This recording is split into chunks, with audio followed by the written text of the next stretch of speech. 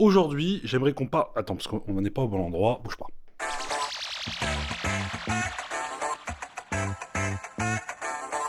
Aujourd'hui, on va se poser la question de pourquoi est-ce qu'on sort du lit.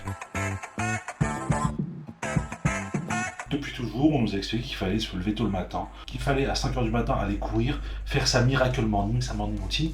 Mais qui est-ce qui a décidé de ça? Pourquoi est-ce qu'aujourd'hui, on a cette injonction à devoir se lever? Et surtout, pour quelle raison est-ce qu'on se réveille? Pour quelle raison est-ce qu'on sort de notre lit? Parce que quand j'y pense bien, quand je me réveille le matin, que je suis comme ça dans mon lit sous ma couette dans ce cocon douillet, j'ai aucune envie de me réveiller. Et j'ai aucune envie de venir ouvrir ma couette, de me lever et d'aller prendre ma douche et travailler.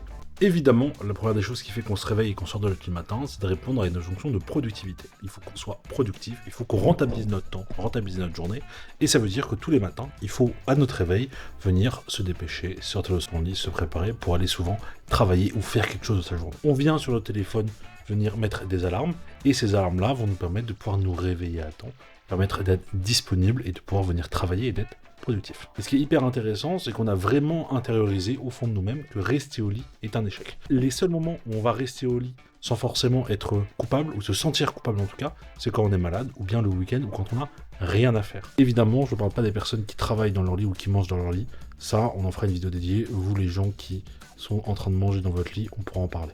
Mais il ne faut pas l'ignorer, pour une grande partie de la population aujourd'hui, se lever le matin, c'est une obligation. Ils se lèvent ni forcément par envie, ni forcément par choix, mais parce qu'ils en ont besoin. Quand tu as un loyer impayé, des enfants à charge, des factures qui s'accumulent, tu te lèves pas par philosophie, mais par nécessité. Et comme le disait très bien Emma Goldman à l'époque, demander à quelqu'un de philosopher avec le ventre vide, c'est de se moquer de sa souffrance. Et cette précarité, ce système qui t'oblige à vendre ton temps pour survivre, c'est la réalité évidemment de millions de personnes. Je pense qu'il ne faut pas se mentir parce qu'il faut se dire que si jamais on reste toujours au lit, je pense qu'à la fin, on finit peut-être par s'ennuyer. Ce qu'on cherche peut-être vraiment dans la vie, c'est pas de savoir si on va se lever le matin, pas se lever ce matin, mais c'est plutôt de trouver le sens et ce qui va nous faire nous lever le matin. On a besoin de se sentir relié à des personnes, d'avoir une ambition, d'avoir un projet et d'être connecté peut-être à quelque chose qui nous dépasse amplement. Et tout ça, ça a un nom. C'est ce que Hannah Arendt appelle la vita activa. C'est une idée qui définit que c'est par l'action qu'on va vraiment révéler qui on est vraiment. On n'existe pas uniquement en pensant, mais en agissant, en créant du lien avec les gens, en faisant des actions à travers le monde. Et bien sûr, ça implique le fait de devoir sortir de son lit.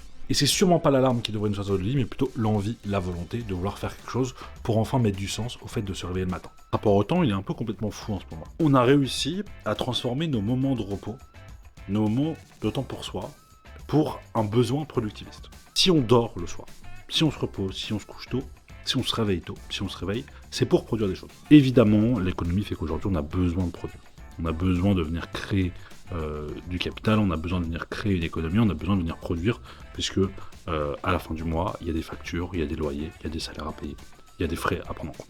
Et c'est souvent quand on se réveille le matin, c'est souvent quand on sort de cette zone de confort qu'on se rend compte des contraintes, d'accord, que la vie nous a amené à devoir vivre, devoir subir, qui est souvent, mais parfois, le travail, quand on n'a pas trop le choix, quand on n'a pas de sens dans notre travail, et parfois on se lève aussi avec une motivation et avec une envie, puisqu'on a envie d'aller produire quelque chose, on a envie de faire quelque chose, et donc ce qui nous pousse parfois aussi à sortir de notre lit, c'est d'aller créer du sens, d'aller faire des liens, d'aller mener une action. Donc au final, non, on ne devrait pas avoir à sortir de son lit. On devrait avoir à sortir de son lit si on en a envie, si on trouve du sens. Et évidemment, quand on parle de raison, on parle d'une raison qu'on a choisie et pas celle qu'on nous impose. Et je pense que le vrai défi dans la vie, c'est pas de se coucher tôt, c'est pas de se coucher tard, parce que même si vous vous couchez tard et vous avez 2 heures de sommeil, mais que vous vous réveillez pour quelque chose qui vous motive, vous allez vous réveiller et vous allez être efficace. C'est de réussir à transformer cette contrainte qu'on a au quotidien en un choix, en une volonté. La vraie question, c'est pas pourquoi est-ce qu'on se réveille le matin et pourquoi est-ce qu'on sort de son lit, mais c'est pourquoi est-ce qu'on va sortir de son lit. Et parce que cette petite différence entre le pourquoi et le pourquoi, c'est peut-être là que se joue toute la différence entre une vie subie et une vie choisie.